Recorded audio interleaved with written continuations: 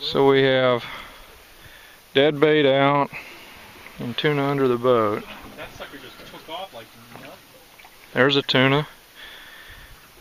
There he is, eating us right underneath us. Come on. Just at the edge of visibility.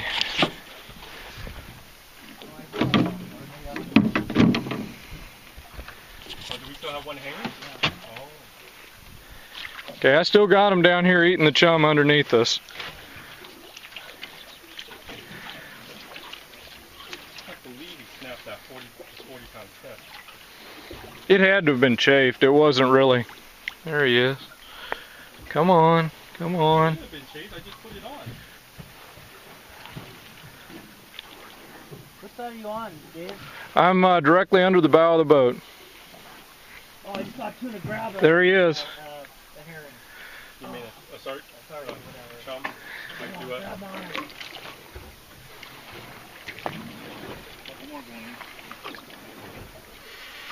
I've still got this one down here that wants to eat something and nobody's feeding him what he wants. Come on. Let me throw out some more. I thought let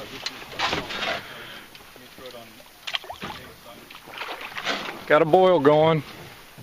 There he is.